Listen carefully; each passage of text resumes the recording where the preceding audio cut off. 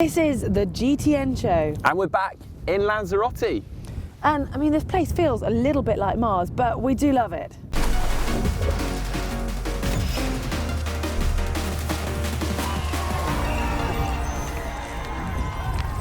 Yeah, it's super for training here. The wind certainly keeps things honest. So you can see why it's so popular for triathletes here.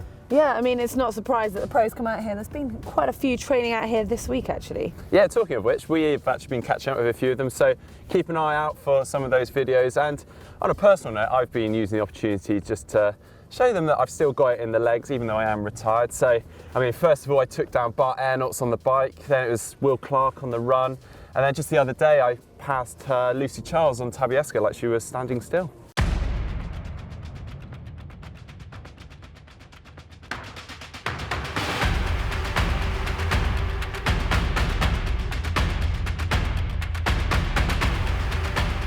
I think you need to check out Mark's Instagram. Not sure that's entirely true.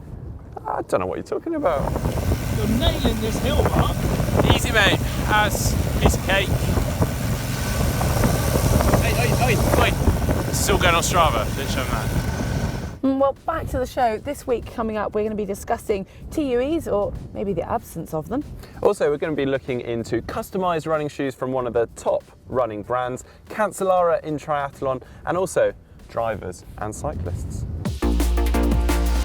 Well, to kick the news off this week, last week I actually spoke about Jan Frodeno's close call with a truck whilst he was out cycling, very close indeed, and he has actually since then released a video sort of speaking out about the issues with drivers and cyclists sharing the roads together. I'm Jan Frodeno, triathlon Olympic champion and Ironman world champion.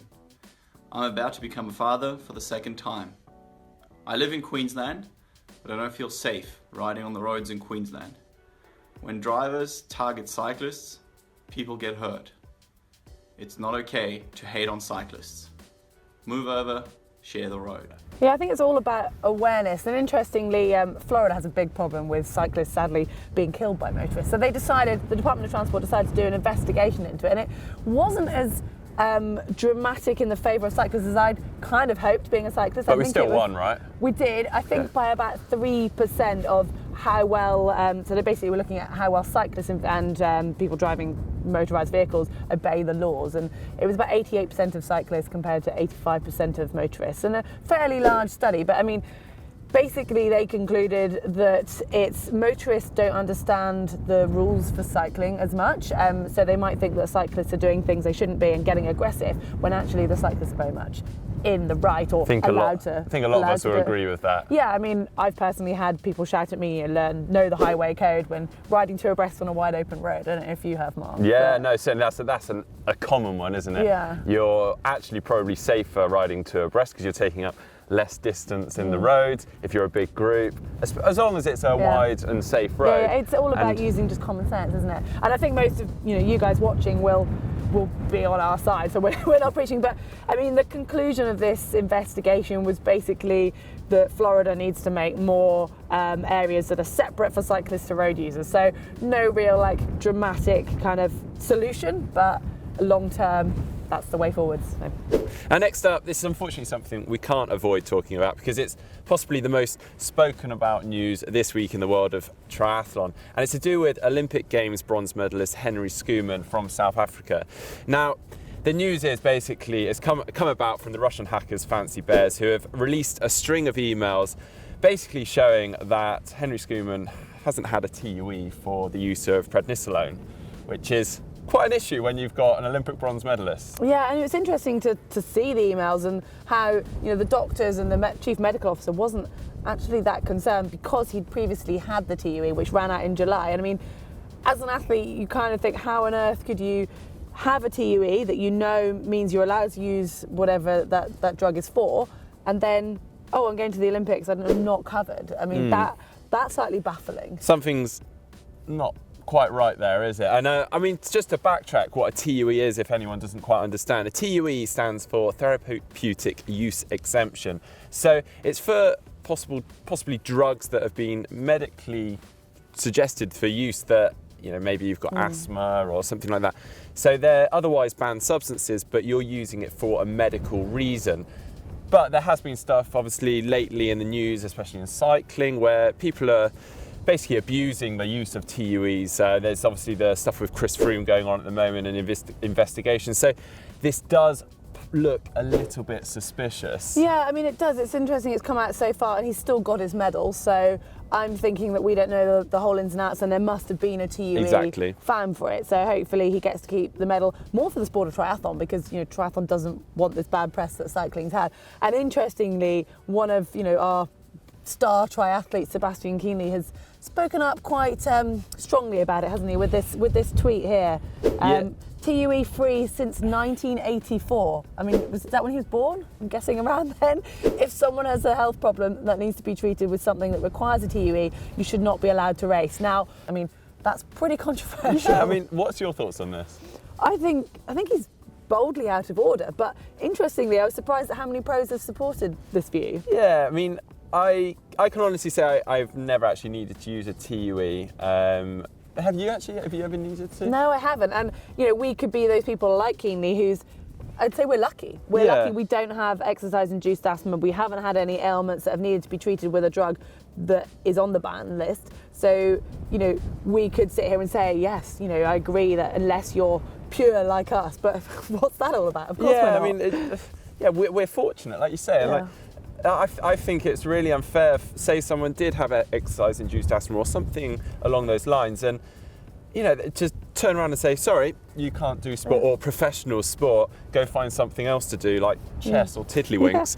That's really unfair, in my opinion. Yeah, I mean, Keaney went on to say, reading down through the thread on his Twitter feed, I only think this is this should be a law for the pros, and then age groupers, it's fine. Well, where's that line? Yeah, I mean, coming on from that, there's actually been a couple of age groupers that have been done for drugs this week as well. Or the last couple of weeks, there was Kevin Motes from the USA, Bill Bye also, I think, from the USA. Yeah. And one of them was testosterone. So drug testing is happening in age group racing, and it's kind of surprising actually how much is going on in amateur sport as well. And if you try and separate them, then what happens if you get an age grouper who storms up through the ranks and ends up winning their age group and beating some of the pros, and saying they're allowed a TUE, but what, they can't turn professional because they need an inhaler? It's not as black and white as that, is it, basically? Yeah, and I do think actually triathlon's a unique sport in that amateurs can get sponsorship. There's actually a lot at stake. So I think there's a lot more money now in age group racing. Unfortunately, some people are pushing it, and as we're seeing with some of these age groupers that are getting done for it. And interesting, Jan Frodeno also put out something similar to Sebastian Keaney, but his was more towards cycling, perhaps the Chris Froome stuff. And he's sort of just a bit upset about the abuse of TUEs. So. Very interesting topic. I mean, it's a never-ending topic, and I think the more testing, the better. The more awareness, the better. And especially some age groupers, I think genuinely will be unaware. They'll just go to their chemist if they're feeling a bit ill, get what they need off the shelf, and won't think about it. But it's when it starts. It just needs to be policed, and hopefully we can keep the sport as clean as possible. So our next bit of news is about customised running shoes, but not customising that. Just change the colour of your shoes. We're talking full-on customization, and this is coming from Brooks running shoes. Now, they've previously had their run signature biomechanical analysis of running gait, etc., to sort of help you buy their off-the-shelf running shoes, but they've now developed this so that you can buy shoes that are customized for your running game. Yeah, I mean, it's taking it to the next level, and it sounds a pretty detailed, assessment of the way your foot moves, and they're looking at 30 different areas of your foot, and then they will inject those with the different amounts of polyurethane depending on how your foot moves. So it's really quite advanced stuff. Yeah, I mean, they've teamed up with tech experts, HP, and this whole system I think is called the Fit Station, and I believe they've got 80 people in HP working full time on this. It's a massive commitment, and it's going to be interesting to see, how much this takes off. And I'm intrigued, and I would love to try it, but I'm also a bit skeptical. And I just think a running shoe, our feet will have survived this long. Lots of people running barefoot even, and the standard running shoes seems to do most of us okay. And it's so much. And this, I just kind of think it's so much about marketing, and running shoes have got to constantly develop and go to the next level. Because why would we keep buying them unless they're showing new stuff? Is it ticking your box? I mean, I don't know what you think. Yeah, there is a lot behind this. Are our feet getting lazy because we're wearing shoes that are maybe over-engineered, overdeveloped, just because they're trying to whack these gizmos into shoes? Kenyans have done pretty well in barefoot, and do we need this? But I mean, that said, I'd love to see how it actually works, and I'd love to have a try. Yeah, I mean, I wore orthotics. I think you wore orthotics as well, so like an insert into your running shoes. So which is the same kind of thing, I guess. Yeah. Exactly. Now we've been getting fairly used to seeing cyclists transferring into triathlon. I mean, we saw Cameron Worth with the bike course record in Kona last year, and Fabian Cancellara has put his name towards triathlon, but more in the financial support and backing of this newly reformed Tri Series that went bust. I think it was back in 2012 or a while ago, and he's now not necessarily competing in them, although we saw him race last year. He's putting his name and his money behind this, and it's very much cycle-centric, which I guess makes sense for Cancellara. Yeah, so they've got 3 events coming out this year in the UAE, Switzerland and Italy. So they are quite a unique format. So it's a 1K swim, a 100K bike and a 10K run, and then they have sort of a half distance of a 500 metre swim, a 50K bike and a 5K run. I mean, it definitely is cycle-centric, as it says on the tin. Yeah, I mean, to give it a little bit of context, TriStar was quite a big events company, some great events. But yeah, like I say, they went bust. There was a lot of issues with pro athletes not getting paid. But having a name like Cancellara behind this to relaunch should really help it. I mean, I guess obviously the financial side helps it, but then it'll maybe give the pros a little bit more faith seeing a big name like that who's not going to put his name to something if he doesn't believe it's going to work. And I mean, it sounds great. It's not an event I'm going to be signing up to straight away, because I'd love it if we could get like a pro swimmer to come along and make a triathlon, or maybe a pro a pro biathlete. A 10K swim, a 1K bike and a 500 metre run. Yeah, sounds good. So now let's talk about somewhere that we're both fans of, South Africa. Oh, yes. Yeah, guess who's heading out there? Don't tell me you are. Sebastian Keaney. Oh. So Sebastian has just put on Instagram that he has entered Xterra Grabel, which is just outside Cape Town. Xterra mountain bikers. This is really exciting to see. We're just a little bit jealous here, aren't we? Yeah. And then he's going to stay out there until Ironman South Africa. But rumour has it, inside knowledge here, that he has also entered the Cape Epic, which is a mountain bike race. An iconic mountain bike Yeah, you race. do it as a pair of team, and the rumour has it is with Ben Hoffman. Wow, that'll be a team to watch. Yeah, so watch that space. I'm just really jealous, to be honest. I am so jealous. I mean, it's one of those things on my bucket list. I think it's on yours as well, Mark. I mean, I think we should go and follow him in this race somehow. Great idea, yeah. But yeah, coming up this weekend, actually, we have Ironman 70.3 South Africa. It's one of the first big races of the year. So yeah, it'll be really exciting to tune into and watch. We actually have a couple of athletes out here that we've spoken to that are going. Emma Pallant, for instance. I mean, it's so early in the season. I mean, we're still in January, and a lot of athletes will be using it as a warm up. And I know as an athlete myself, I took a long time to warm up, and racing. Some athletes it really suits racing early and using it as warm up. Some might be trying to get points as well. It'll be really interesting to see the results next week. Ironman 70.3 South Africa is one of my favourite races. Did it almost every year. Nice. It is a tough course, so yeah, looking forward to watching that one.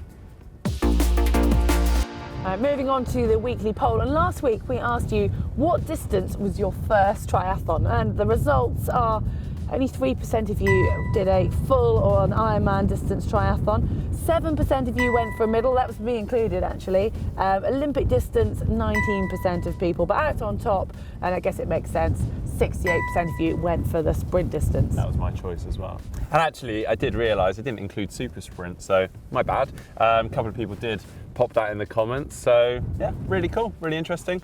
But this week, we're wondering, if you had the choice, would you swim in the pool or would you swim open water? Oh, there's so many factors with that though, for me. What are you sound like you're quite decided on what you'd go for. Definitely open water every day. You see, if you could give me an open air 50 metre pool like there is in Lanzarote, that it's warm, the sun's there, compared to like a quarry in the UK when it's raining and you've got to like, almost break the ice off. I'm going for a pool. But then like if it's on holiday in the sea and I'm diving off a boat, then I'd go for open water. I mean, to play on a scale, I've got indoor swimming pool, outdoor swimming pool, very cool.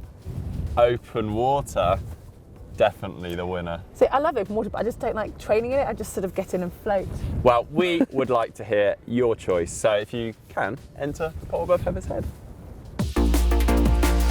It's time for the caption competition, and last week we had a photo of myself and the other Mark actually out in Lanzarote, where we were just taking a short break between filming live on our... I thought you were actually filming a video there. I was looking forward to that one coming out. Well, you never know. I mean, upside down all the time, that's probably not the way I want to be going, but we had some great suggestions from that picture. Yeah, so C. Curry once said, they said, the lower you are, the faster you go.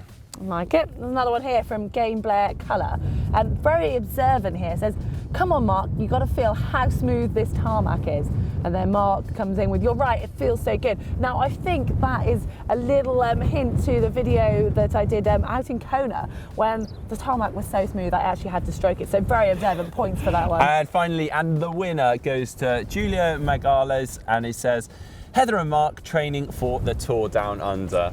Very clever. Well done, Julio. You get yourself one of these, so just send us your details over Facebook. I mean, pretty witty. Yeah, and for the caption competition this week, we have this great photo of one of the ITU athletes doing a dive-in off after an Australian exit. That's very cool. It is. Well, for your chance to win one of these, send in your caption suggestions. Now for the GTN Tribe, where we pop your triathlon club on our GTN map. It's getting quite busy now. It is, and well, we're heading back down under. I mean, it's kind of relevant with the tour that's just happened, and it's the Hawthorn Triathlon Club that we're featuring this week from Melbourne, Australia. Yeah, this one's sent in by Natalie Charles. And it sounds like a very fun club. They've got athletes of all abilities, some that even went to the Ironman World Championships in Kona. And they seem pretty proud of their colours. I mean, they say they're very proud of their team kit and wear it everywhere. And I think they're pretty patriotic as well, because it's pretty close to the Australian sort of national team colours as well. I love that kit. I would really like to wear that. That's cool. Yeah, here they are with their pom-poms as well at races. They're all supporting each other. Apparently they even wear tutus sometimes. So we haven't found a photo of that. So we'd love to see it. If you've got one, do send it to us. Yeah, and do please keep sending in your GTN tribes. We love to hear about your clubs, what you're getting up to. So send it in over Facebook and Twitter. Now for the GTN Pain Cave, and first up this week is from Abby Senior, and they've said it's not the prettiest, but it does the job, and the table on their handlebars means that they can get their schoolwork done at the same time as riding. I think that's hilarious. I think it's purely there just, you know, to show her parents, to pretend she's working. Because I know I used to always take my school books. You say to my parents, okay, I'm going to competition the weekend, but I'm going to study, and I'd carry them in my hand luggage and back again, and they'd never even get open. Yeah, maybe her parents are saying, you can't go riding until you've done your schoolwork. She's combining both, very clever. She's on a Carrera, I can see her BMX hanging up there, she's got a wetsuit behind, gym weights. A few DIY tools just in case. I mean, she said it's not the prettiest, but I think that's really cool. Functional. Yeah, very good. Next up is from Brian Haas, and this is smart. It is. It's a bit of a contrast here. The Cervelo on the turbo, a treadmill as well. The medals very neatly hanging up there. And a huge screen TV. Yeah, I was going to say, the Zwifting will be awesome with that. Very cool. And some gym weights as well. Very good. Comprehensive. And my hood's moving around. And finally from Piraeus McShane, and this was sent in over Facebook. I put this one in because I just think all those race numbers, it's very cool. Some achievement, isn't it? Yeah, it's, see a lot of Albertville, which I believe is America. But then, hang on, that's, I've just suddenly noticed, it looks a little Australian, doesn't it? Yeah, a little boomerang there. So anyway, they're on a Claude Butler, very solid bike there. We love it. Please keep sending in your GTN Pain Caves using the hashtag GTN Pain Cave over Twitter and Facebook. Well, that is the end of the show, and we would like to apologise a little bit for the wind out here, but it's Lanzarote. Yeah, the sun's shining. We can't complain too Yeah, much. you can see why they call it one of the toughest Ironman courses out here, because of the wind. Yeah. But it makes training honest anyway. Well, if you liked the show today, give it a thumbs up. And if you'd like to see more videos from GTN, just click on the globe to subscribe. Yeah, and if you like the look of these nice warm jackets we're wearing, then do click on the link for the shop where you can find And one this towel. of your own. Yeah, and a towel or a cap or any of our nice merchandise. And obviously we've been busy out here and there's quite a few videos coming from Lanzarote. So if you want to see how to get your bike race day ready with a BMC mechanic, then just click down here. And if you'd like to see a game of loser that you can do during a run session, very interesting. I was the loser in this video. You can see that by clicking down here.